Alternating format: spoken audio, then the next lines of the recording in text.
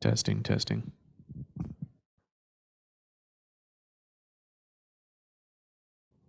Testing, testing.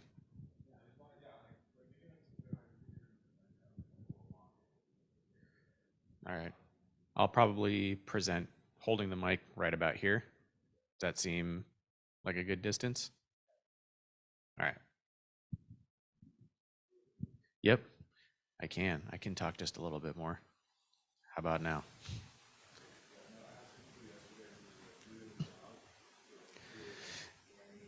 Yeah. Well, and one of our other presenters might. I don't know what their style is, but definitely I remember it's kind of nice that we're on an end room because the ones in the middle you can hear noise on both sides. Because I mean these are somewhat acoustic, but it doesn't block everything. So yeah.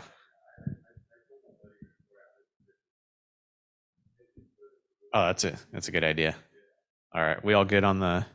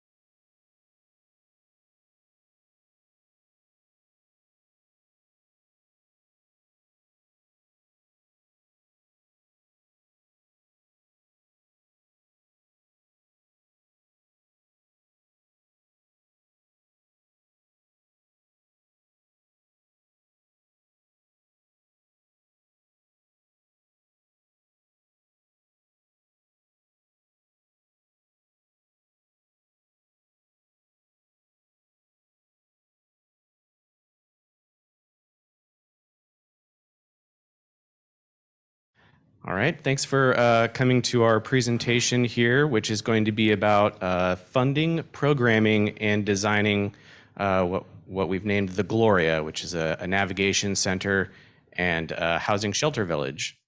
So we've got kind of those three components that we're going to be discussing, and then at the end we'll take questions. So hold on to them as you think of them through the presentation, and then we'll field those at the end. All right, so my name is Brendan Sanchez. I'm principal at Access Architecture, and we were fortunate enough to be brought on the team for this exciting and I think innovative project, and it's been really a Herculean team effort. As you'll see, there's just a lot of considerations that have gone into this project, from funding to design to execution, so excited to share that with you. Hi, everyone. I'm Kenny LaPointe. I'm the Executive Director for Mid-Columbia Community Action Council. We're the lead on this project. We're the community action agency that serves Hood River, Wasco, and Sherman counties. Hi, I'm Lynn Lindgren. I'm with Housing Development Center, and Kenny brought Engage the Services of Housing Development Center to serve as project management. So we help kind of connect all the other little loose dots, keep everyone on track, and help them watch the finances, which we'll discuss at the end. Thanks, Lynn. All right, a little bit about Mid-Columbia Community Action Council. So as I mentioned, we're the community action agency that serves Hood River, Wasco, and Sherman counties. You probably all know there's community action agencies in every region of the state, all across the country too. We are the primary recipient of homeless service dollars from Oregon Housing and Community Services. We also receive quite a bit of federal funding to administer our programs. We run housing assistance programs, homeless assistance programs. We have 2 shelters that we operate. We also provide household utility assistance and weatherization, and we also provide supportive services for veteran family programming in our area. So that's kind of the gamut. Every community action agency looks different. So that's what we look like. Go to the next slide. So over the past couple of years, our agency has made a concerted effort to develop a strategic plan for our agency, and we did that with the input of our communities, our board, our staff. They were all involved in that. You'll kind of see the mission of our agency throughout this presentation and how we went about developing this project concept. So the project is not completed yet, but our mission is to build a better future for our community through partnership and equity-centered programs that prevent and eliminate poverty and houselessness. So the partnership part and the equity-centered part are front and center for our agency. And I think the building a better community part, and when I say community, I'm talking about the entire community that we serve, not just the populations that we serve, but the people who live in Hood River, Wasco, and Sherman counties.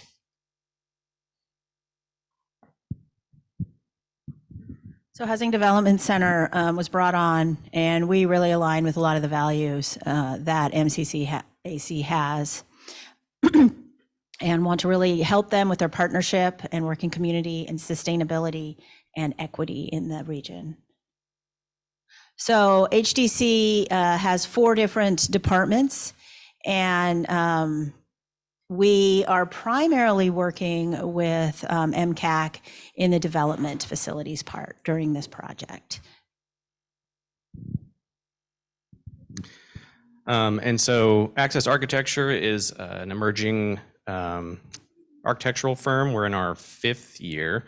We operate and do our work a lot like a nonprofit. We have a lot of the same values. There was just, I think, alignment across the whole team here. And kind of our main focus is designing connected communities.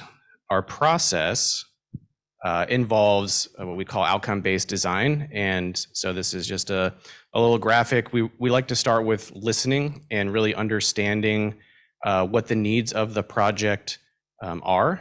And that involves identifying outcomes through discussions and community engagement, as you'll see a little bit later. It also involves some research that we do internally. to see what other people have done and then implementing those. And then on the back end, as we are now starting to have projects come online, really doing a robust post-occupancy analysis of our projects. I think it's easy to talk about goals and outcomes that we want, and I think it's more difficult and I think a missed opportunity currently to really try to understand how our built environment is impacting the users. And so our hope is to take that, whether it's surveys, we've been doing some surveys. There's also one of our PSH properties is having a study conducted by Providence on Medicare usage for some of those residents and trying to compare it to other properties. So really kind of looking at what are some metrics that we can use to help inform our design. And that's really what it comes down to, is trying to create informed design that works well for the end users. So this is our project team. We've got Mid-Columbia Community Action Council, Access Architecture, Housing Development Center, and Bremik is our general contractor. As Kenny mentioned, it's not built yet. We're still in the design phase, so we'll be sharing our designs, and then hopefully in future years we can share the end product. So I'm going to pass off to Kenny to give a project overview. Thanks. So this is a super exciting project for our region. I started with our agency in November of 2020, and shelter was really not being done in the community, at least very consistently. So a lot of hotel vouchering type stuff, super expensive to run the shelter system in the region. We were able to work with the city of the Dalles to put in a pallet shelter site. For those of you not familiar with pallet shelters, the name is stupid. They're more like tiny homes. When I think of pallet shelter, I feel like that sounds like a Pinterest project or something where you like build a couch out of pallets. There's nothing to do with pallets about these things, unless they're shipped on them. So they're tiny homes, they have air conditioners, they have heaters in them, but the city gave us a piece of property to run our pallet shelter site on. We have 18 of these units in the Dalles that we run our shelter out of. It's pretty makeshift, right? Like we're on a piece of dirt. We didn't have any running water on the site at first. We had porta potties and we had 18 of these units that could serve up to 36 people. Our office is an RV. So 24/7 shelter run out of an RV, not super great environment. We've made it work really well. We've had great success. We've actually been able to place 58 people as of yesterday into permanent housing from our shelter. It is not like a leave the shelter in the morning kind of thing. You can stay there as long as you're working towards a permanent housing solution, which we provide wraparound services with our housing case management team. We also bring our federally qualified health clinic out to provide services every Tuesday. So they're providing physical health services. And then our behavioral health provider is out there almost every day providing behavioral health services to their clients that are staying there. We also provide culturally specific services as needed. OHDC, Martine, and Victor over here, their team has been out on the site pretty frequently.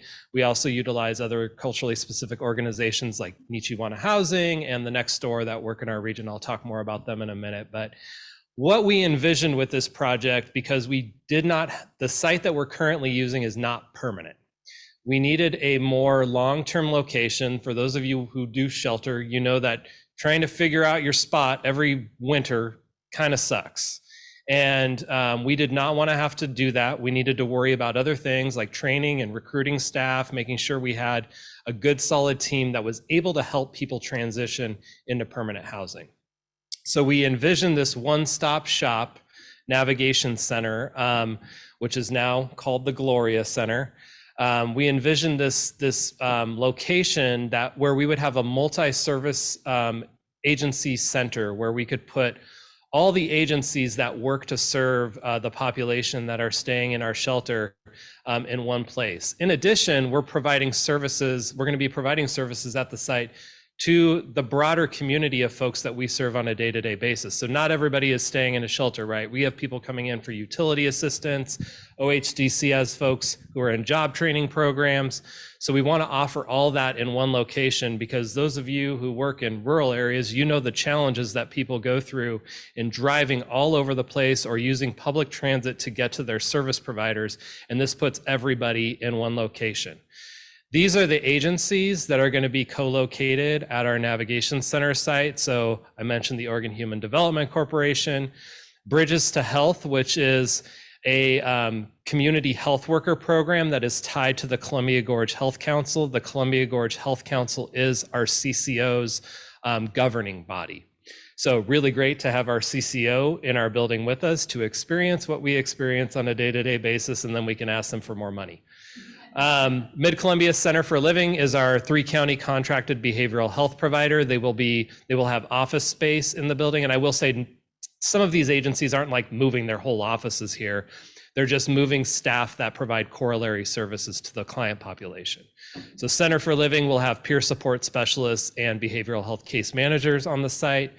One Community Health, you'll see in the design later on, they have a mobile medical unit, which we actually purchased from Central Oregon, from their federally qualified health center. We will have a parking spot for that mobile medical unit. And then we have Nichiwana Housing, which is an organization, it's kind of an up and coming organization that serves Native community members that live in the Gorge area. We have a lot of Native in-lieu sites in our region. Nichiwana helps provide outreach services to those populations, and we're giving them office space here. And then we'll have DHS in the building as well, providing eligibility determination for SNAP programs, family self-sufficiency, VOC rehab, all those types of things. So we really felt like having this core group of agencies in one location was very important to the people that we were serving and would result in better outcomes at the end of the day. So we felt like it was important to talk about the dollars received and kind of the timeline of the project. So we were fortunate enough to receive $1.5 million from the legislature last year in 2021 to kind of, it was kind of a kickstart to the project, because it's a lot more, it's going to cost a lot more than that. So that kind of kicked off our funding. We'll talk a little bit more about funding later, but right now we have roughly $6.5 million for this project, and it's approximately $8 million project.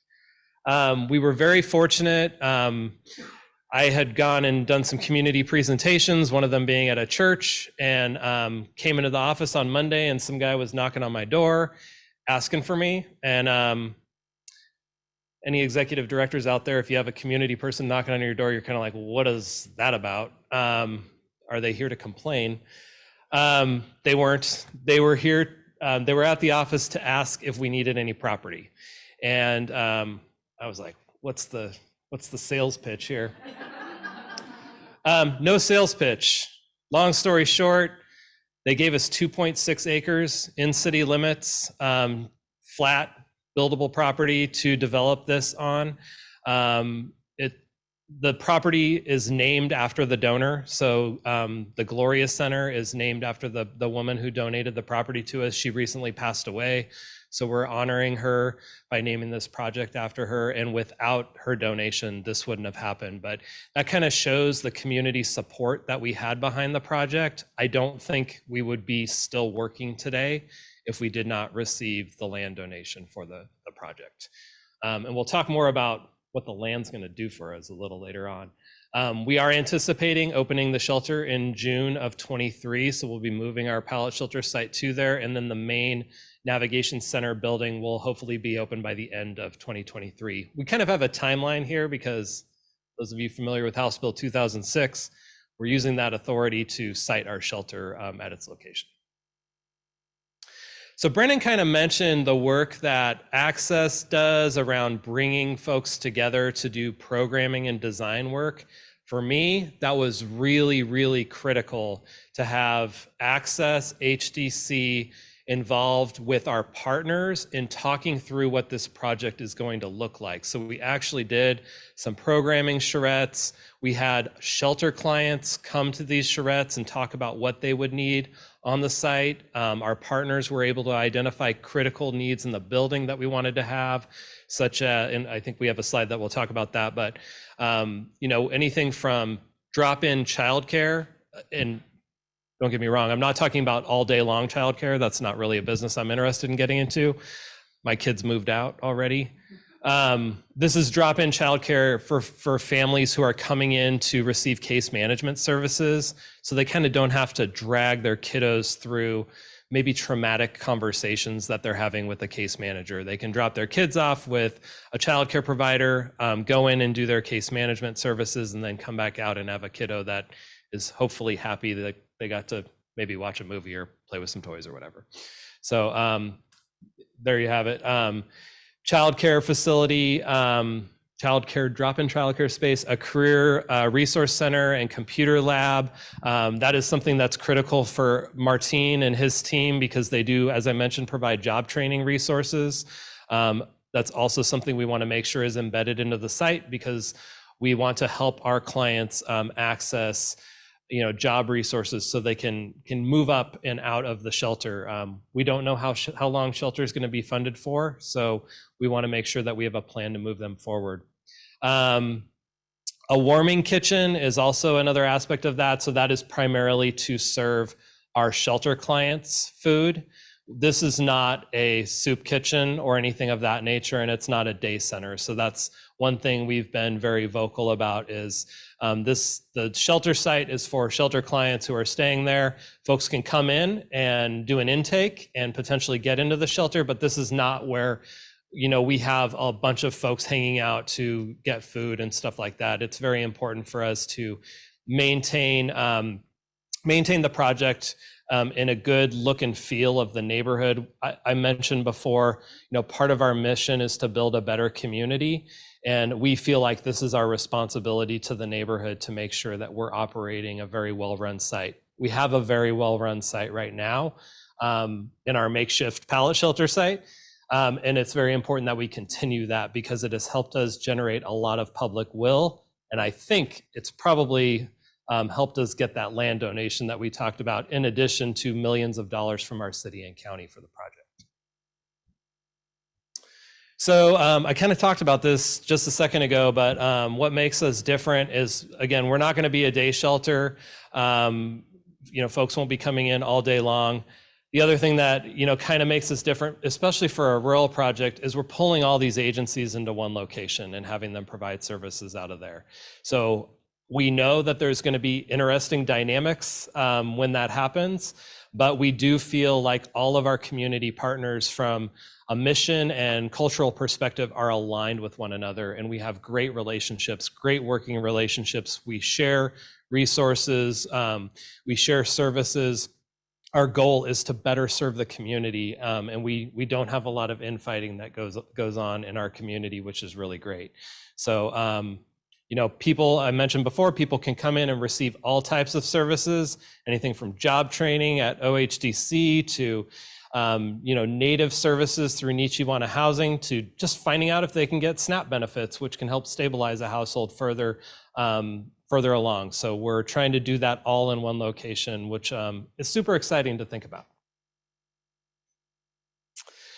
So, some of the core project goals were to, again, make sure that we're creating an asset for the community, not something that is creating blight in an area of the community. So we want something that improves the neighborhood. And we strongly feel like this project, based on the design work that has been done, is going to be the best looking facility, whether housing or commercial, in the entire neighborhood where we're at. So we believe that we're bringing up the standard in the area that we're at in the Dalles. We also wanted to, improve the community's perception about what these projects look like. You all know there's a ton of public perception out there about what service provision looks like or what shelter looks like, and we're trying to change that and make sure that our community members see what we're doing as very valuable and not, tearing down the neighborhood.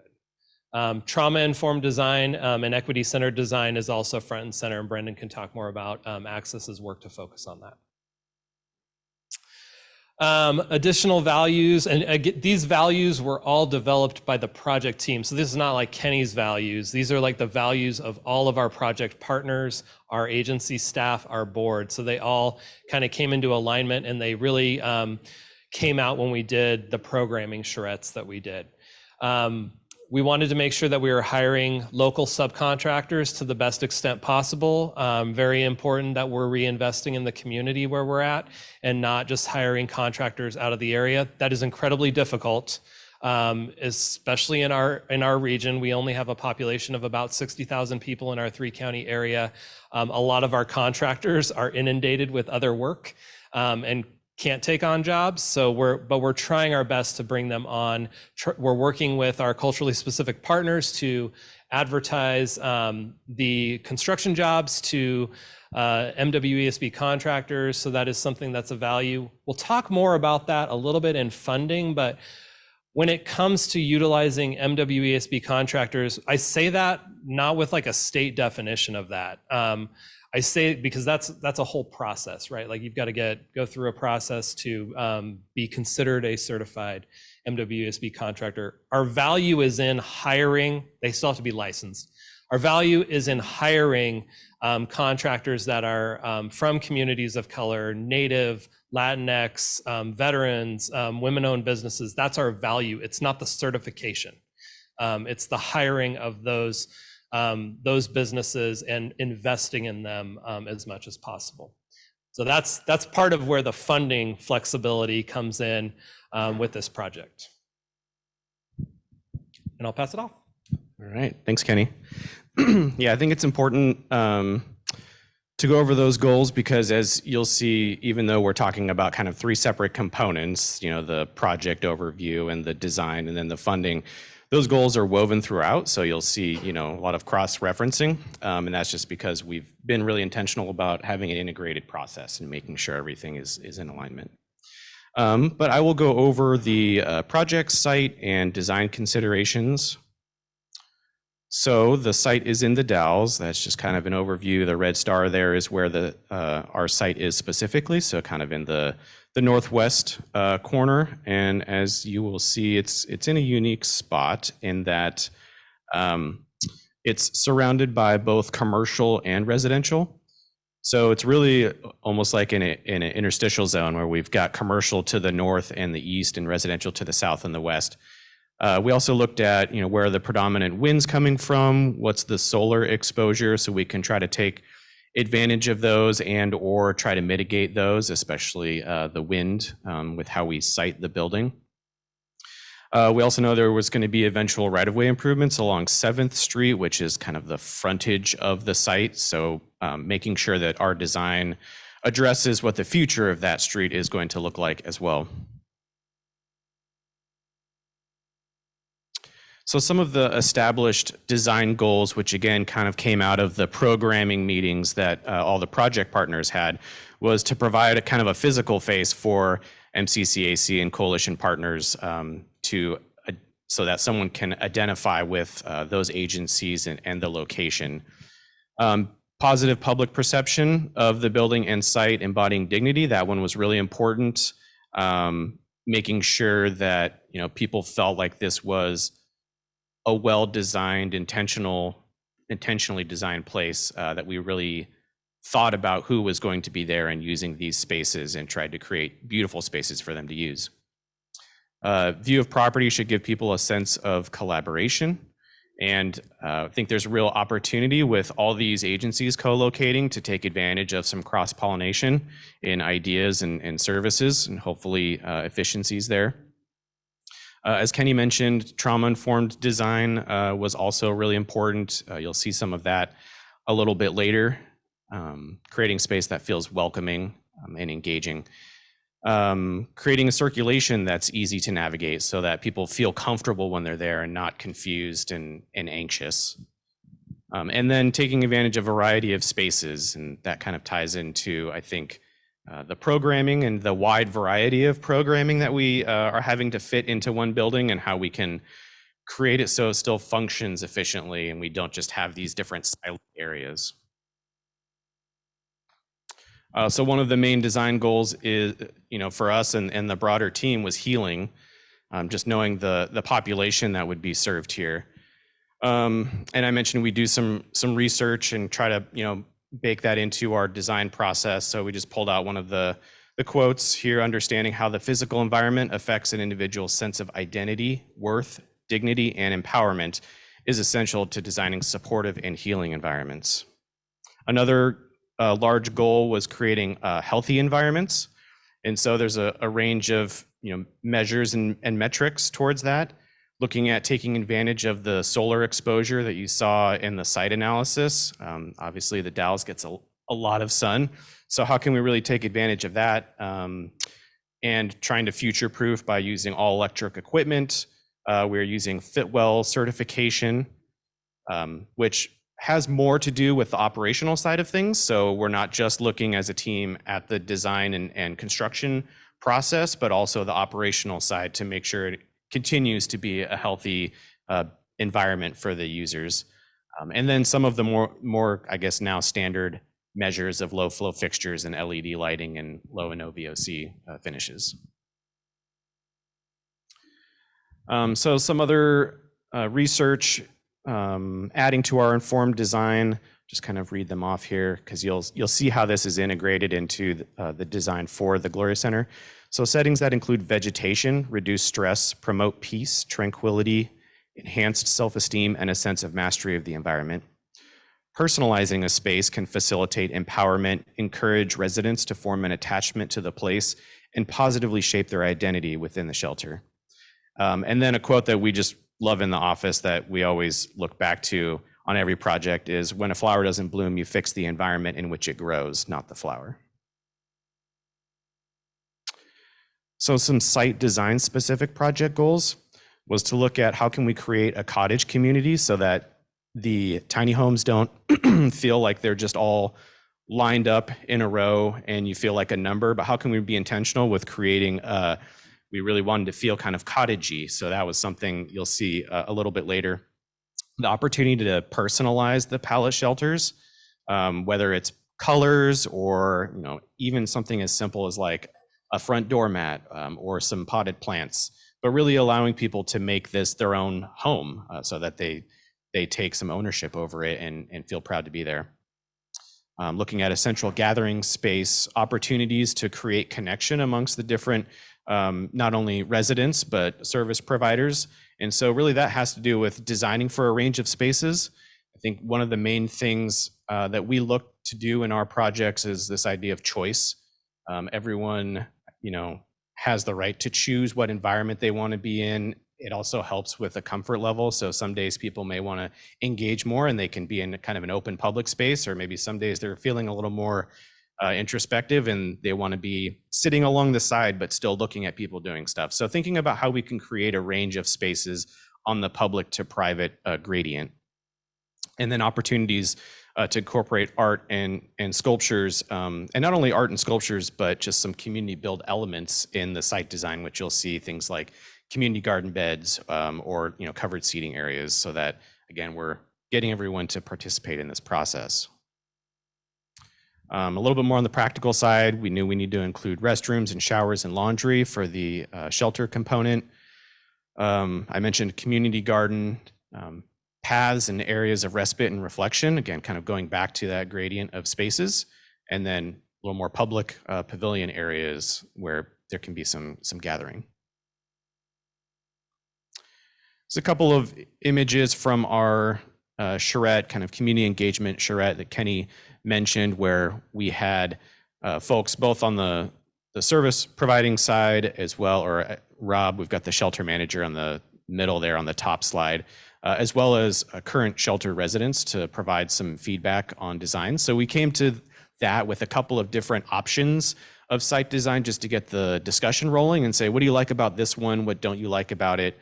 And there was just some really great feedback around, I remember one of them distinctively was not wanting to feel like they were in a fishbowl and wanting to have this kind of sense of privacy, right? So that really impacted where we put the shelter so that it felt like, they had their own space. They weren't out on display.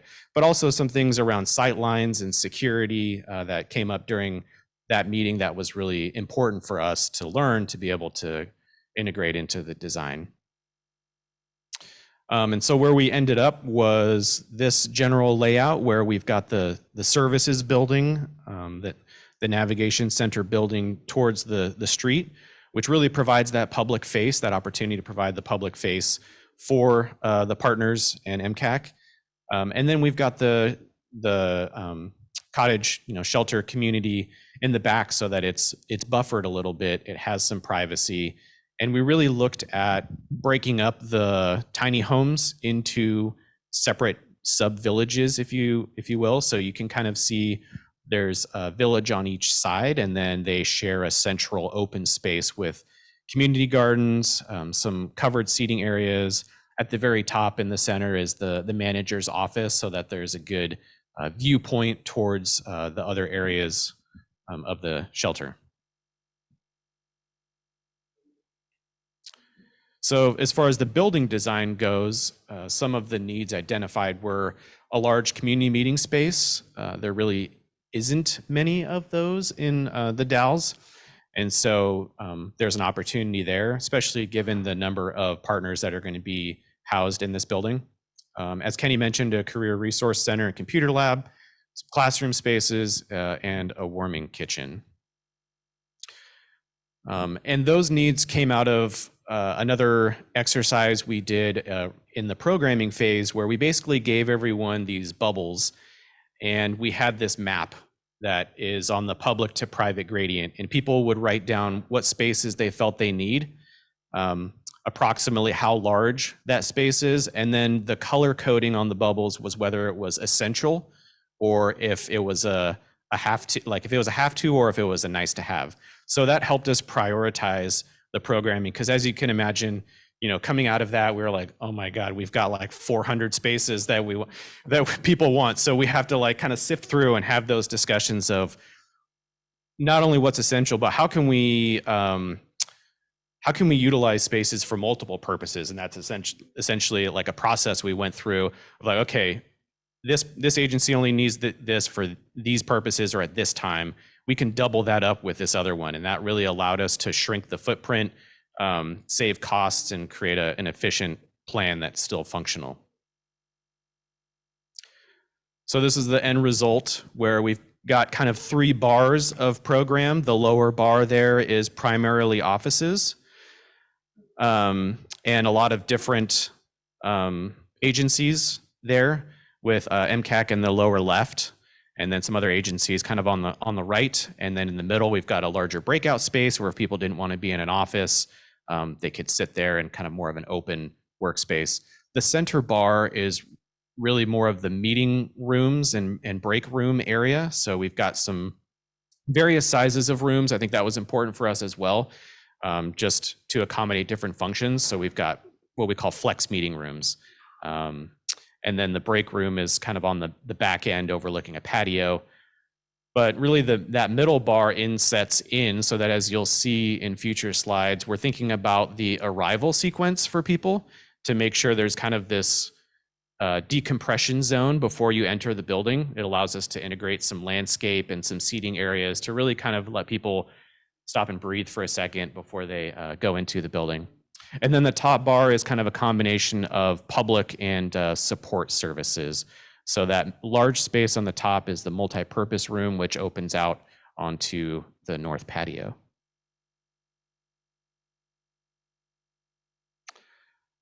For building design, we did an exercise where we basically printed out a bunch of different precedent images, and then we gave people stickers to pin up there. Which ones do they like? Which ones do they hate? And we got a lot of stickers on all of them. So some. Everyone wanted wood. Yes, everyone wanted some form of wood integrated. But yeah, I think this is it's an easy exercise for people to do, and it was pretty informative and fun. And so let's see. Here is where we're currently at. This is an overview So you see the services building on the right-hand side there. You can see the expression of those 3 bars that I talked about, and that central bay being inset to provide a space for some vegetation and some seating, and really that sense of arrival. And then off of the north end, we've got some fabric tent structures.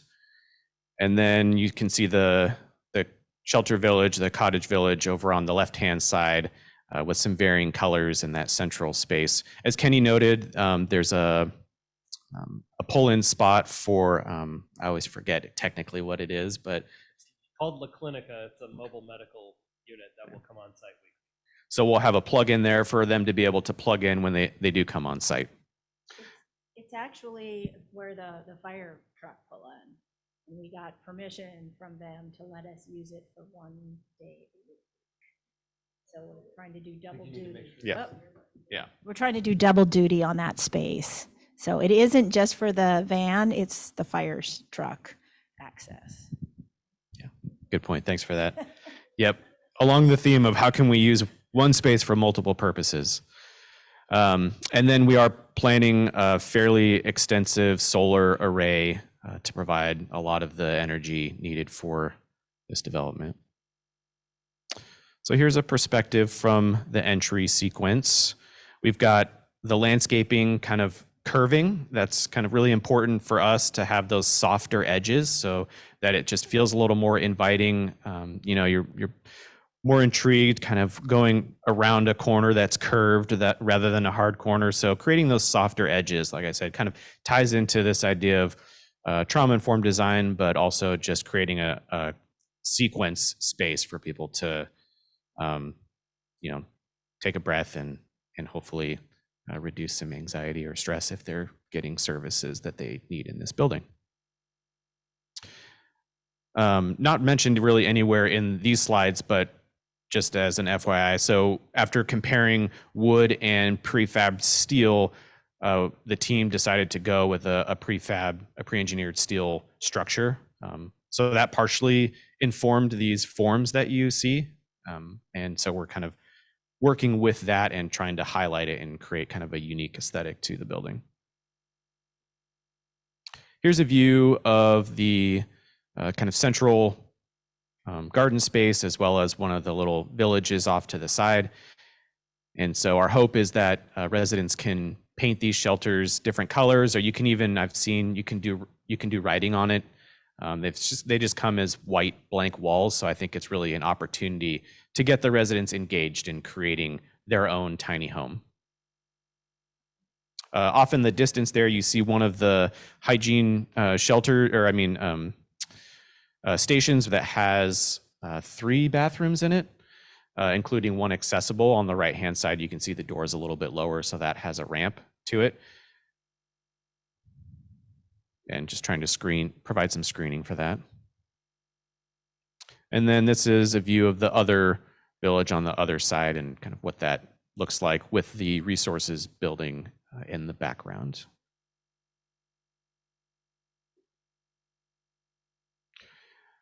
So we're currently working on the interior design right now, and we always like to start with precedent images to help inform how we might design these spaces. And so we put together these boards and review them as a team. So this is looking at the lobby and what's the kind of feel that we want. We want light and airy. We want, I think, calming colors and textures. And so these kind of image boards are a good way to get at the feel of what we want for the spaces. And then the next one is the childcare room.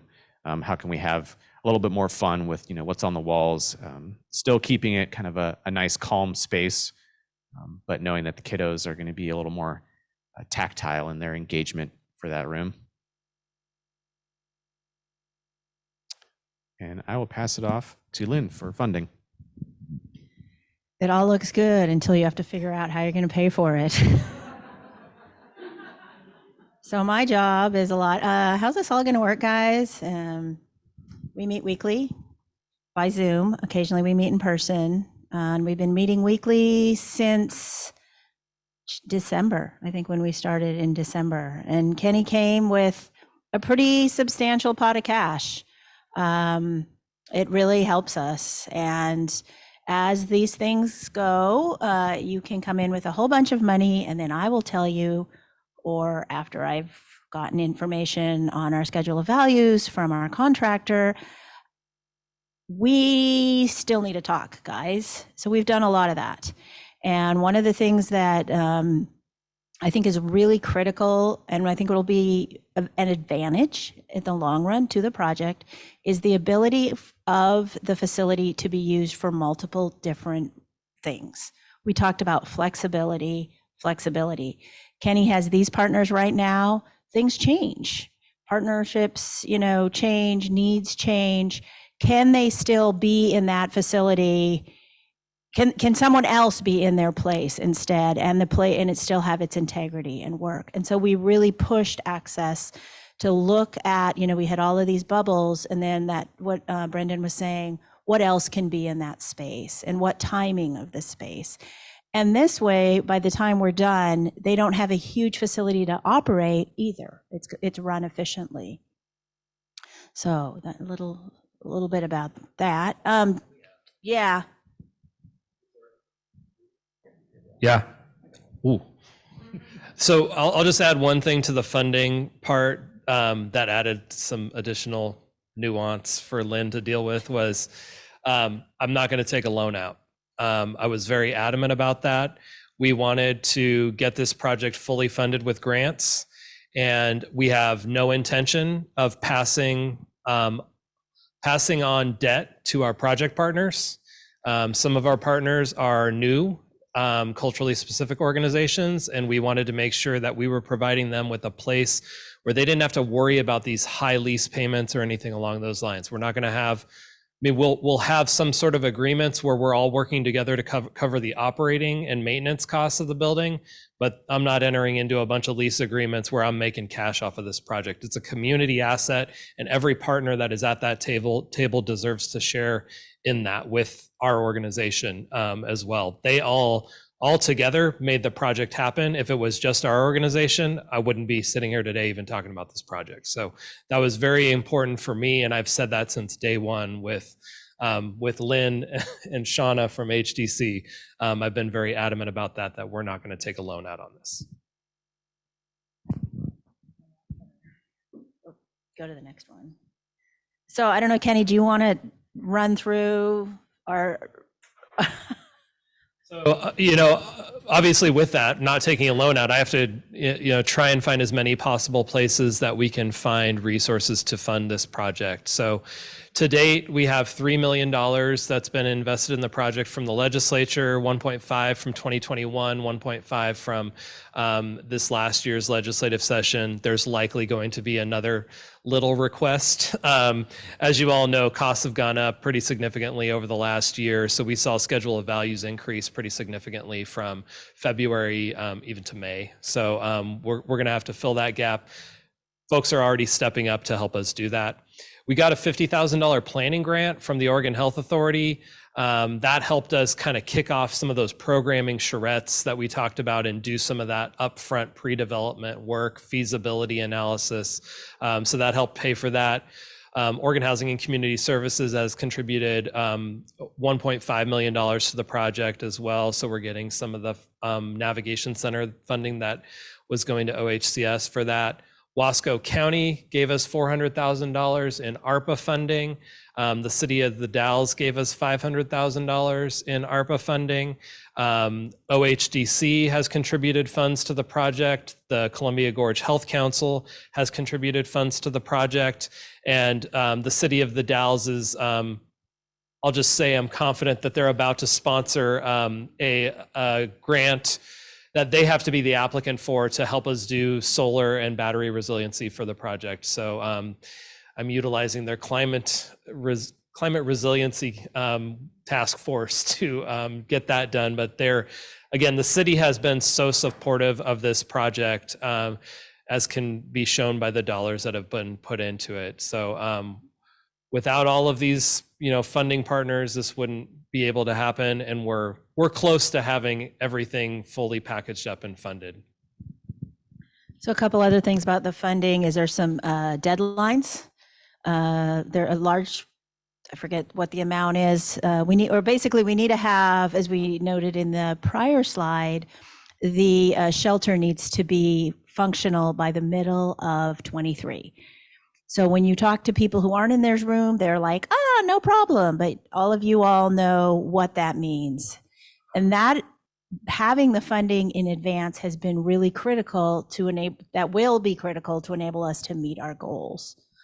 I want to talk a little bit about the Community Renewable Energy Grant Program. I don't know, the CREP. For those of you aware of it, it is, you have to have 100, there's a threshold, I think it's 100 kW system, and it has to be sponsored by a utility or the jurisdiction. And it's not a small application. And I think the turnaround time, as I've been talking to the administrator in Salem, is pretty fast. So that means you have to have it all queued up.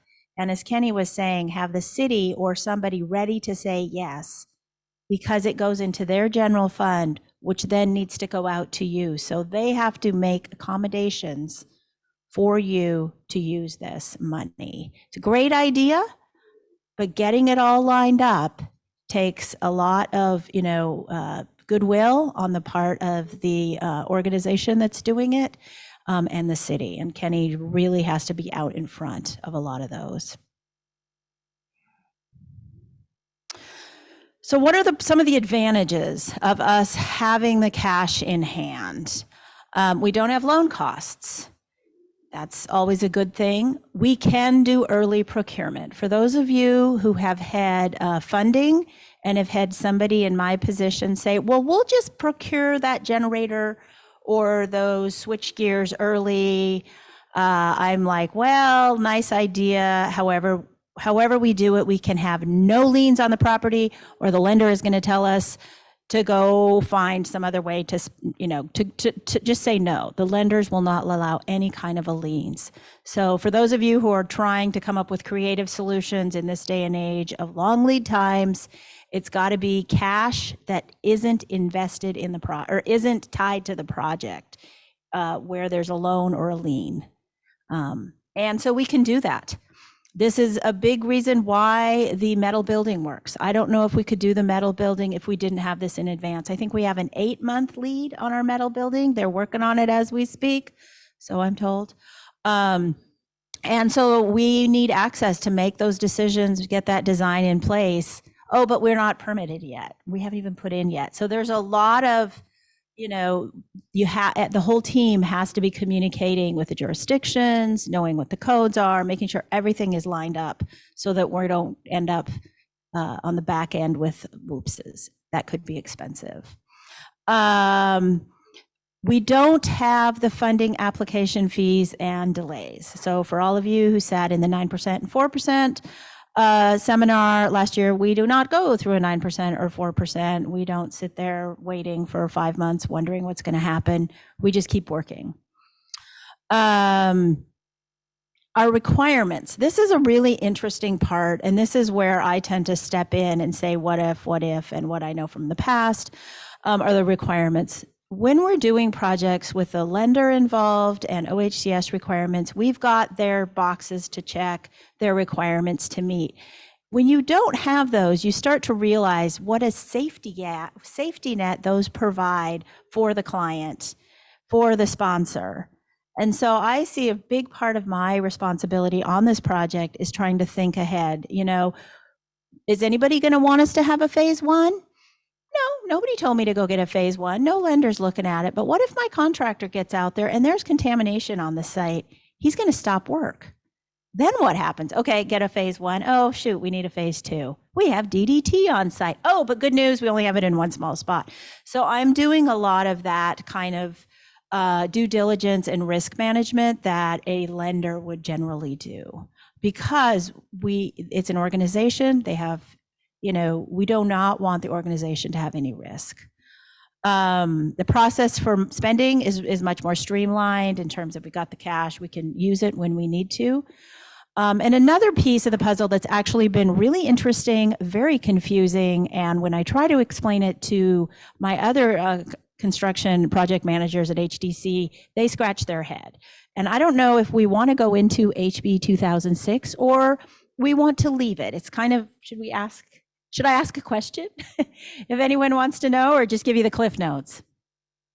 The cliff notes are, the state provided a way to get these kind of projects, the shelter portion of the project expedited, the funding or the permitting process expedited.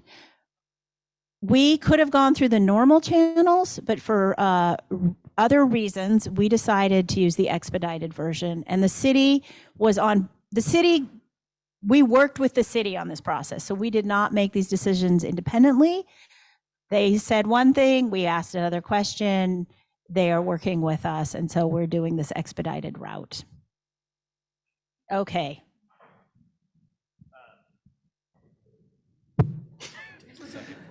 To add to that, so for those not familiar with 2006, this is supersiding of shelters, flexibility that's been established by the legislature. It's actually been established for a few years now. Right now, it's set to expire on June 30th of 2023.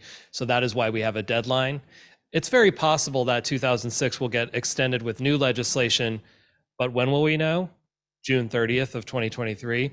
So we kind of are having to move to get that done by then. We also consulted with legal counsel on this to make the decision to go the 2006 route. 2006 allows us to, we don't have to go through a land use process. So this is an administrative action of city staff. So they basically have a checklist of things outlined in House Bill 2006 that they can screen for when they're looking to permit the project. So they basically go down the list and checklist it. It creates shorter turnaround time for the permitting process, but overall, it's a little bit simpler. It's way different than a land use process. Obviously, we're also circumventing potential NIMBY issues, real NIMBY issues that will occur if we go through the land use process. Which everybody knows that if you end up with a land use appeal. 2023 June 30th deadline, we may be in real big trouble if that were to come around. So that all influenced the use of House Bill 2006 in this process. The other thing to note is from a land use perspective, we would be fully in compliance with land use because we're designing the project in alignment with the design requirements of the city. So we're not ignoring that, right? We're building a project that is in line with what the city wants to see. We're just not going through that process, the land use process part.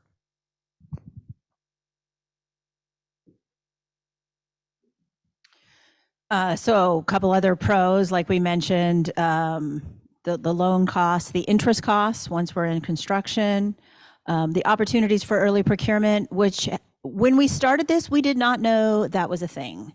But now we know that that is a thing, and we will probably be procuring a lot of our mechanical systems early. That goes back to another risk element of making sure that we have the owner protected while the contractor is buying these things in advance. And for those of you who have done this and in construction, understand how much trust you need to have in your whole team to ask your owner to put that kind of cash out when you haven't got your permit yet. So we are cautious while moving forward, and we can expedite our schedule. I have another project where we're extending the schedule because of long lead times. I'm really, really glad we don't have to do that on this one. And we're hoping that we can offset inflation. Hoping. We see how that plays out. Challenges. I've kind of talked in among some of the challenges and the cons.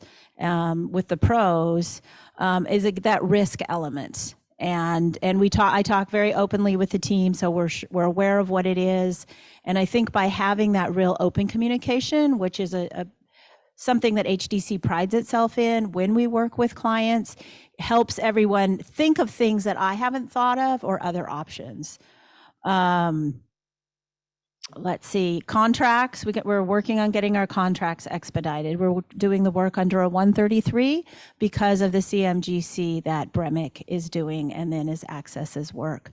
And insurance requirements, when you do a 133, A133 through the AIA, it has pre-con insurance built in. So we're kind of covered by some of the systems that are already in place. Other challenges is making all of those material decisions early, especially as it comes to your mechanical, electrical and electrical systems. So I think that is what is in line for us now. We talk about storage of materials. I don't know how much materials we're going to have to actually store because of the lead times. We may just be ordering them and putting deposits down. I'm trying to think if there's any other finance issues that I haven't covered. It's a very different finance structure than other HDC projects because I don't have a finance for those of you who are familiar with us and worked with us, we usually have a finance person who's, making sure which path you're using and what other funding sources you're using. Kenny is our what other funding sources are we using in this project. But still it's so important for me to have my finance buddy, monitoring the financing, what our outgoing is, and we also have to manage that we get certain amounts spent by a certain time. So it's a really different kind of process. It's fun, it's exciting, and it's a really fantastic team to work on. I don't know if Kenny has any more to say about things, or we're gonna.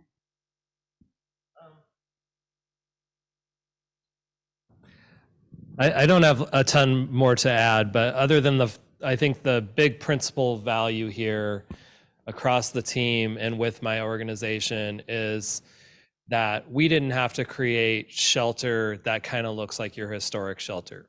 I think in Oregon, we pride ourselves in affordable housing development that's integrated into the community and looks really well in the community. That's what we're doing here. So that's a value we want to see here. We think that the folks that we're serving deserve that. We think that they deserve to be integrated into the community and not put out in an industrial area, which some community members think should happen.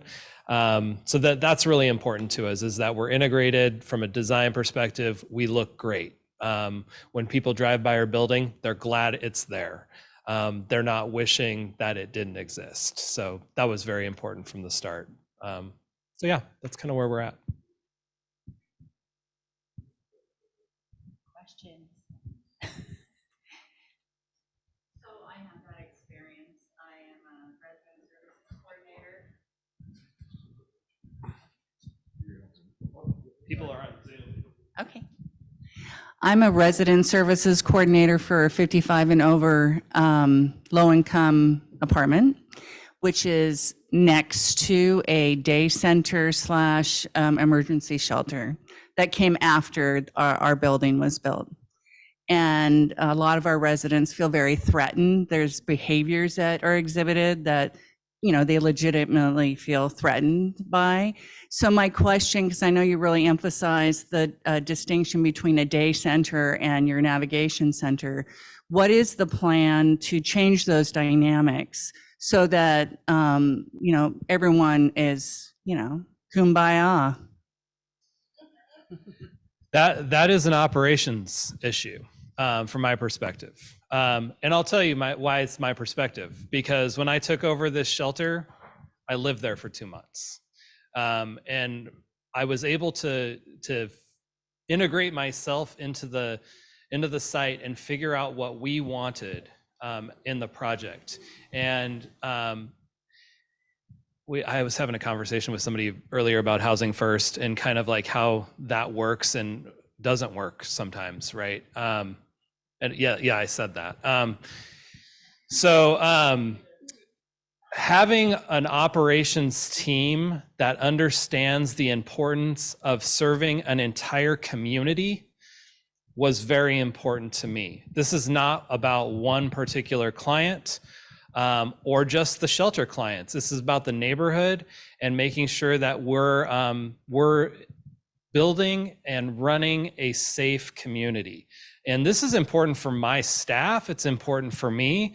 There was situations where I was put in where I felt unsafe, and we had to set some boundaries, and that resulted in some people saying, this is not where I'm going to stay. And that's fine.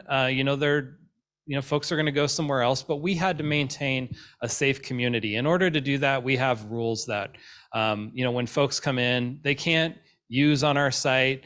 They can't have weapons on our site. They can't drink on our site. If they go out and do that in the community, I don't really care. If they come back and they're a behavioral issue and they're trying to fight people, they're not going to be there for very long. And that's been really important in maintaining community safety for us.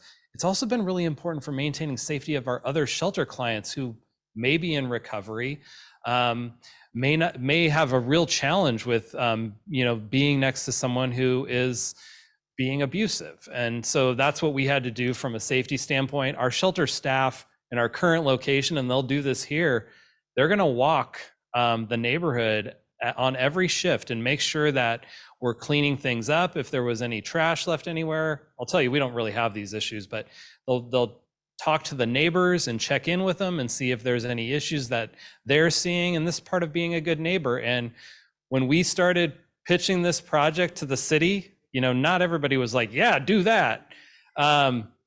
We had our current neighbors going to the city saying, these are great neighbors and they run a great operation, and we fully support the city investing dollars into this project. So that is how we've done it from an operations perspective. I see the challenges that exist across the state, and just for my community, this was a big value for us.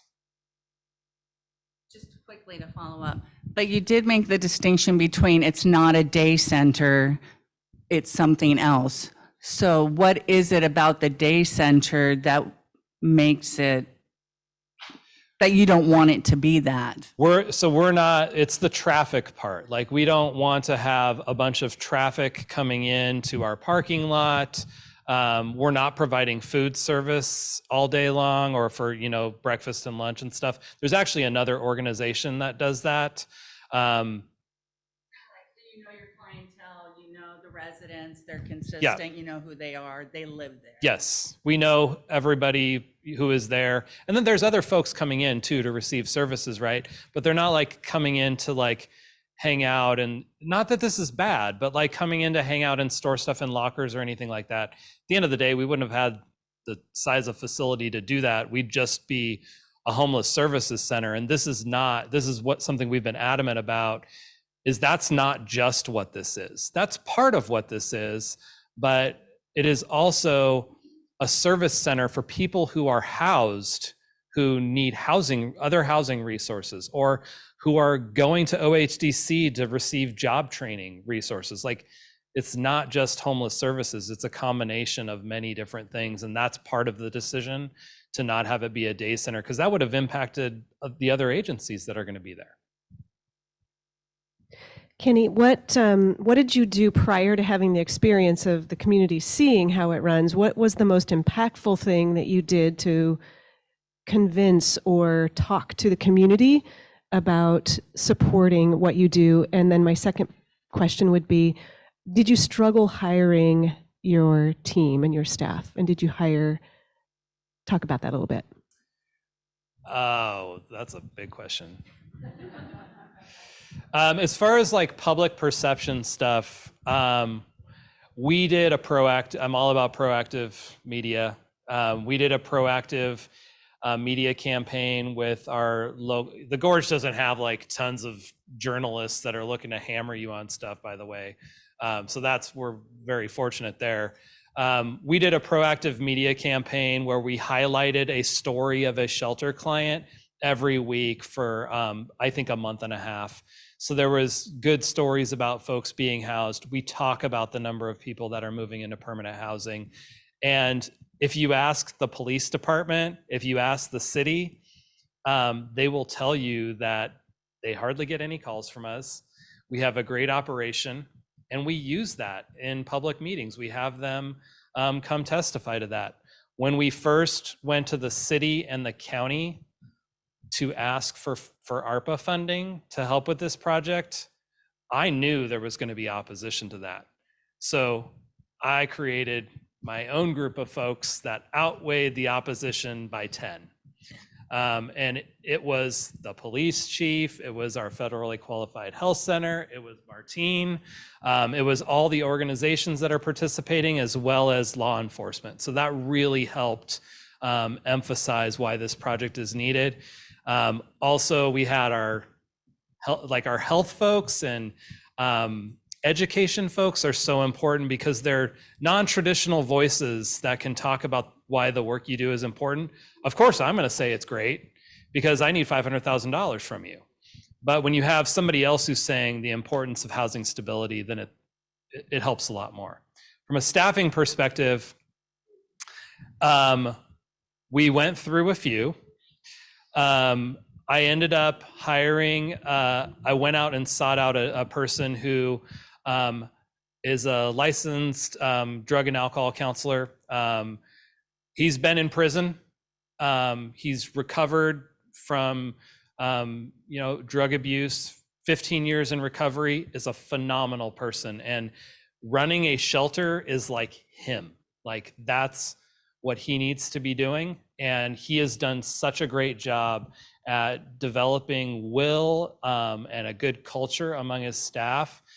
And that's why we have success. It's important for him just as much as it's important to me to have a really good project that the community benefits from. And so I've tried to establish that culture across my entire team. Like, if it's just me that's doing that, we'll fail all day long. But if I have a team of people that are all aligned, then we're working towards the same goal. We have the same values. If I drop off the planet, it's going to keep going, right? And so we now have 6 people that run the shelter 24/7, and we're now taking over another shelter. Not that the shelter system is like some sort of empire that you should take over, but it certainly isn't. Oh, we have so many similarities. I have so many questions. It's exciting to see and hear your project. I'm with Northwest Coastal Housing, and we were one of the first project turnkeys at 1.0 to close and the second to open. And my, oh my, has that been a life-altering paradigm shift in what we're doing.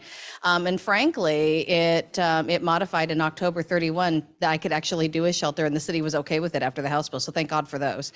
But I have some questions for you in that, because I think there's a lot of similarities in bringing the services to the people instead of them having to travel, especially in the rural areas, right?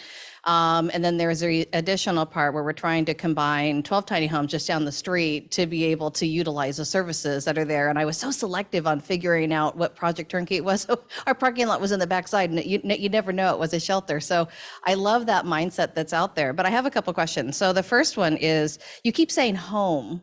It's their home. So how are you calling it a shelter? And how are you calling it a home? And what's your definition on that? Do you have a timeline that you're associating with the tiny homes? Because if people are investing, they're loving, they're incorporating, they're calling it home, what is your nudge then to allow them to move on to stability, or is that their permanent stability? I'm curious as to how that's going to work. And we need to talk afterwards because I have a lot more. But and in regards to that, your sightline and security, how are you approaching that? Are you using paid security? Are you utilizing camera systems? What's your process for that? And how are you monitoring that? And it sounded like you were doing property management that's going to be there permanently on site, which is great for that monitoring piece. And I'm curious about how that security is going to work, because obviously they're not going to be your 24/7 person, right? They have a life too. So how does that work with that? I know you've got 24/7 staff, which is fantastic, but I'm just curious about how home, shelter, security, and all of those align. So home is wherever you're staying that night, right? And there's a distinction a bit. We have a 6-month time limitation on how long folks can stay there. We are not hard and fast on that because we have a housing crisis and there's not tons of places to put people, to transition people. So while we are, this is a weird conversation too, right? Because like people are like, well, there's no emergency shelter. And I'm like, well, if the folks weren't staying here, they would be in an emergency shelter. So the fact that we're allowing them to be here for 6 months is their emergency shelter for 6 months. We, from a legal perspective, utilize the term guest for our clients. So that is something we were advised on. So they're called guests, not residents. There's a difference there because they don't have a lease with us. They have a guest agreement with us. They have to be working towards transitioning into permanent housing by utilizing the resources that we provide for them. So that is something that we're tracking on a regular basis. We have case conferencing that goes on every week with our housing team and other providers. So we're working to give people the resources to move on. If somebody at the 6-month mark has made zero effort, then we'll likely work to transition them out. If they're like 2 weeks away or a month away from being housed, they're just waiting for that vacant unit to come up, we're going to keep them stabilized there so we can get them into that new place. From a security perspective, we don't have on-site, we don't hire a security company. We don't even need that. We've never run into an issue where there is a safety issue where we need a security guard. Our shelter staff are there 24/7. Our overnight staff are not sleeping. They're awake overnight. We don't use volunteers at all. I actually am very opposed to that. I don't think it's appropriate for the population we're serving, the work we're asking people to do. So we have 24/7 staff that are managing the site from that perspective. So no security.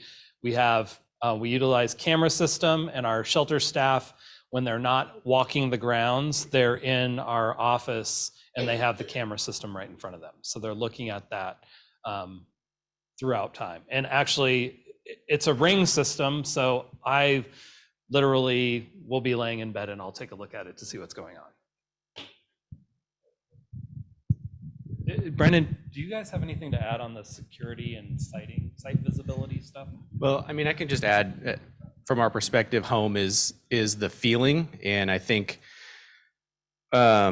research shows that people need connection, and when you don't have positive connections, you replace that with unhealthy connections or dependency. So for us, it's really about how do we design a space, knowing that this is a step in the process for these people, hopefully, and they're going to be there not indefinitely, but how can we create spaces that allow people to connect, whether it's to each other or nature, or find some sort of healthy connection. And that's kind of what we're thinking about, because then that can help lead on the road to recovery or that next step in your life. So that's just kind of how we approach the design aspect and thinking about home in that sense. I just had a question. I'm a service coordinator. I'm kind of new to this, but I've worked in the community with food programs and things of that nature. And I was kind of wondering on the diversity side, that's beautiful, man. First of all, it's beautiful. And I'm kind of wondering, sometimes people come out, say they may have a drug rehabilitation problem or come out of prison or something. They're not going to be allowed to go back into that same community that they were in that got them into the mess that they were in before. So how are you, maybe it's not your job, but how are you going to reach out as far as diversity? You have the concrete jungle type side, and people come and they stay in that area all the time, and they don't tend to grow sometimes because their surroundings. Well, if someone is able to go to a spot that they're not unfamiliar with, water, trees, good view, a nice view, do you have plans on, I'm trying to say, social workers or anything that would transport people out of a certain environment to bring them to that location, it may help them move along a lot quicker, or the quality of their life and their goals may change outside of being in a where you grew up and all the trouble. And when you walk outside, you're reminded of, oh, I got arrested there, or I almost OD'd over there on this corner. You see what I'm saying? So that, I guess that's my question. It's a great question. And well, we are connected. This is the Dalles, right? This is not Portland. Like it's, we are connected to nature. Our current shelter site is actually on the river. And our shelter clients often go sit out by the river and take a look. It's going to be different when we move, but we still have great views of the hills and stuff above the Dalles. We take a nuanced approach to clients. So when somebody comes in, if we do a vulnerability assessment and our shelter manager works to try and figure out what is the most effective situation for the person to be in. And sometimes I know everybody hears this like everybody's busing everybody everywhere because there's services everywhere kind of thing. Sometimes we do send people back to environments that were good for them before, and they ask to go there, and we will facilitate that for them. So we recognize that the shelter environment may not always work for them. In fact, we have a lot of local folks that have become houseless in our community, and they may know somebody in the shelter that they're like, that's not somebody I can really be around. And so we'll try and find an alternate location for them. Sometimes we'll place somebody directly into permanent housing if we can facilitate that. So it's not always like putting them in the shelter. There are other locations that match kind of what you're talking about that we would hesitate to send people to because it would cause issues. And we do get folks out into community. We have a partnership with our transportation system. So there was never a bus stop where our location is. There's a bus stop there now. So our clients get free rides to anywhere on the bus route that they want to go. Stores, health center, wherever they need to be, they can get a ride there.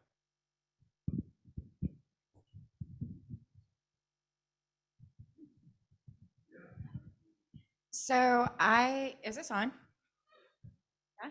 Oh, okay. So I am from Tacoma, where I was a part of creating our first tent city there. And we had tiny homes that came after we had gotten our tent set up with our tents inside and everything. And we had this great idea of like, we would move people from the tent if they were doing case management, working with their peers and all of that. We would move them from the tent to the little home, to the small home, right? So we were low barrier. And my question is, how, with your guys' shelter that you have and the little homes that you have, are staff allowed to go in there and do inspections? Are they allowed to search? Because that kind of stuff, because I know that like, a lot of low barriers is like meeting people where they're at, but we don't want you to be bringing the drugs and the alcohol on site, but it still happens, right? Like there was lots of tents we had to get rid of because of drug contamination. And so, is that being monitored in your guys' little homes? So there's no tents in our area. I understand that. I'm just saying I understand that there's no tents. I'm talking about in your little homes. How are you being aware that people are not using drugs in there and things like that? Or if there's a cross contamination when somebody moves out and then somebody else comes in because it's become dangerous for them to live in if there was, if they were smoking drugs in there. We inspect the units every day at 2 p.m. So it's part of the guest agreement is an agreement. Part of the agreement says we're going to inspect your unit every day at 2 p.m. Our staff write up a inspection report at 2 p.m. Every time there is a staff transition, a shift change, the staff write a report up about what occurred on the site, if anything occurred. A lot of it's NTRs, which is nothing to report.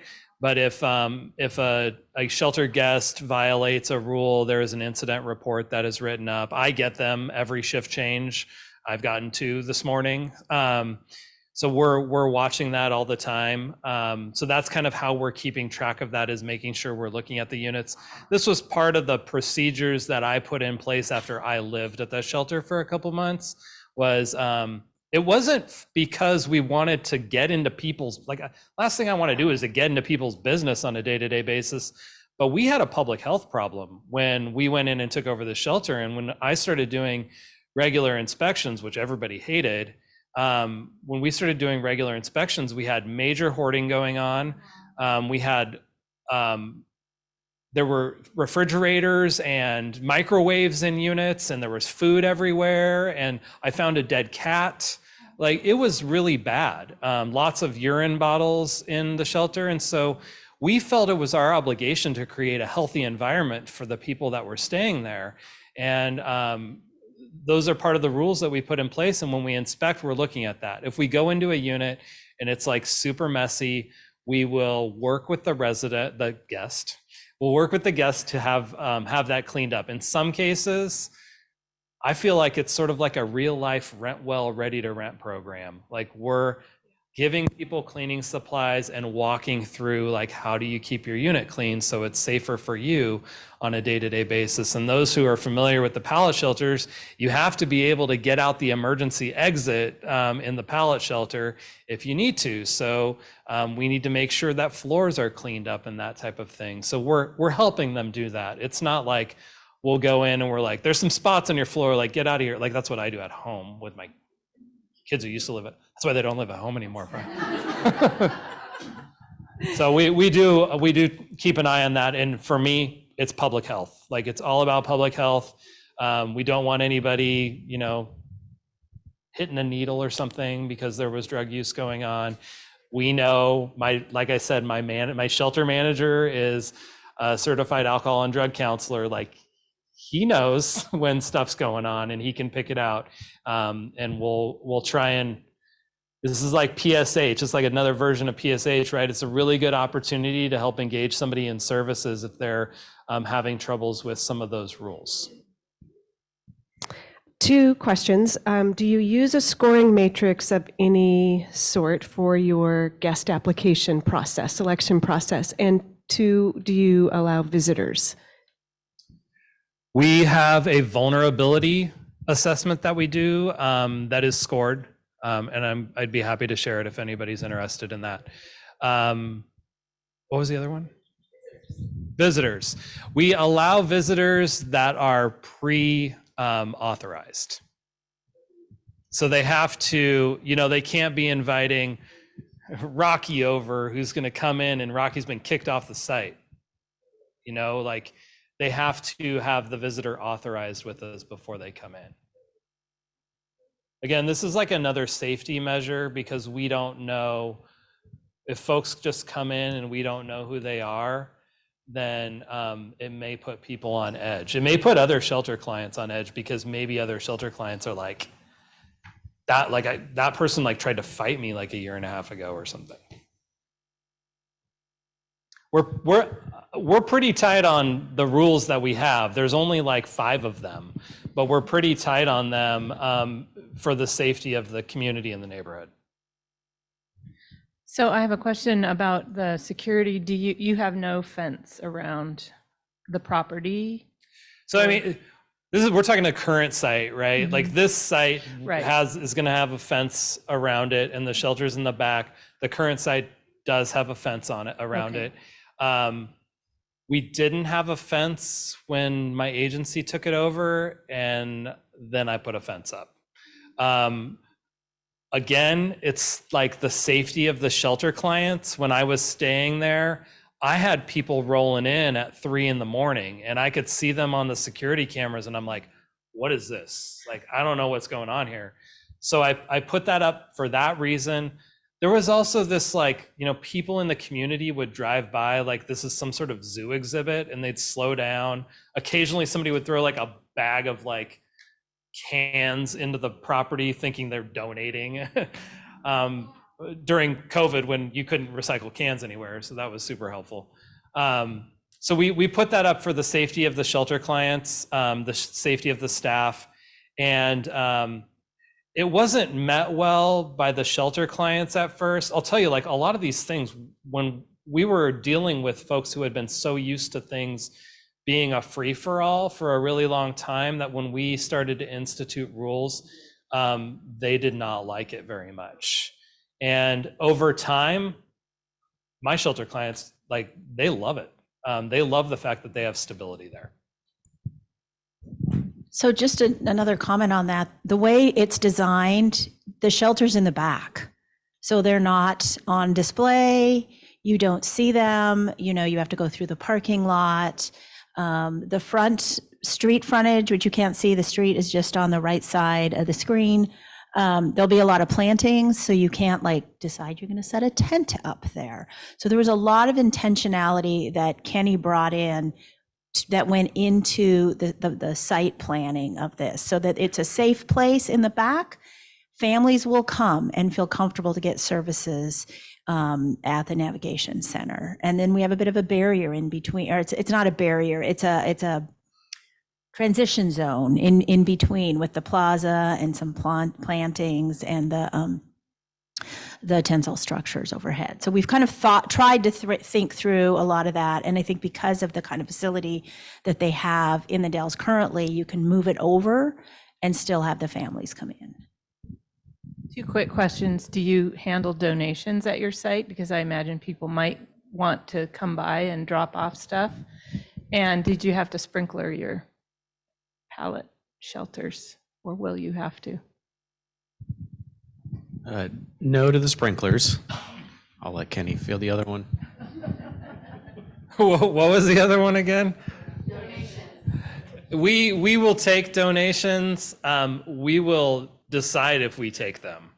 So, you know, some folks will drop off a bunch of garbage, and so we will sift through it. You know, like I don't want a puzzle that's missing 10 pieces. There's nothing like giving somebody who's, you know, going through behavioral health counseling like a puzzle that they complete most of the way, and then there's no pieces left, and that's not a good idea. So we make sure that the stuff is stuff that we need and we can use pretty quickly. We don't have room to store a bunch of things out there, and my agreement with the city is that we won't store a bunch of things out there, so we try and manage that.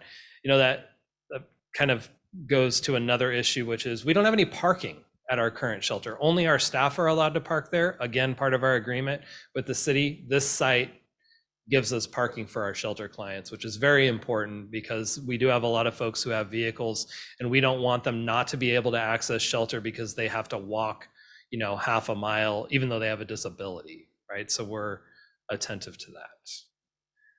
I will also say another thing is what you don't see here is behind the shelters to the left. Behind the shelters, we've maximized the use of this 2.6 acres. So we still have, I think, 1.2 acres of land left over on the back, where we hope to potentially incorporate a PSH project, which would be really a perfect site for it because we'll have all the services there. So I have 2 questions. So I work within the DHS office, and we can easily pay for deposits and getting them in. The problem is you're taking people that do not have beds, cooking utensils, all those necessary expensive things, just to make it for the first day, to make a meal for their family. What do you provide for that, or is there anything? We hoard. We have generous people that give us stuff, and so we've utilized a room that we hoard it. When we know the next person's going to get place, we have them come in, pick, put their name on it, and as soon as they move in, we have volunteers that come and move it all. That's a gap that we see, that you know, they're walking into an apartment and no beds for the kids except blankets put down on the hard floor.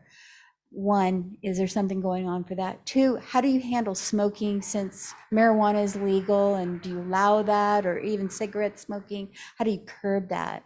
Or even vaping? Marijuana might be legal. It's not on my site though. So that is a rule. If somebody goes off site, my My personal opinion, if somebody goes off-site and smokes marijuana, I probably have less of a concern with that than somebody going off-site and drinking, because they're more likely. That's my own personal opinion. Ignore that. So we have like a smoking area where people can smoke cigarettes. So that's fine. They can do that on the site. But if they're using drugs or alcohol or anything like that, they cannot use on the site. So that's a rule that we have.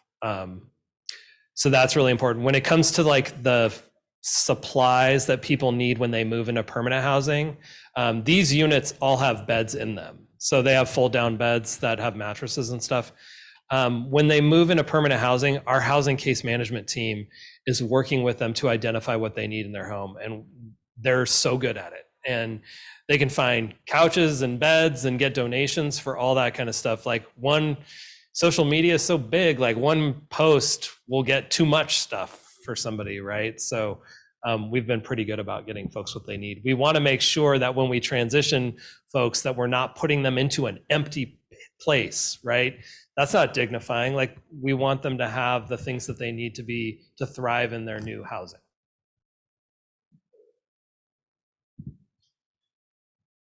Thanks, everybody. I think we got like 1 minute left. Were there any online questions? All right. There's one other thing I just remembered. This is also going to serve as a cooling shelter in the Dalles. And so that's part of the justification with the solar array and the community room there. So it will also be a cooling shelter. Thanks for coming. Thank you.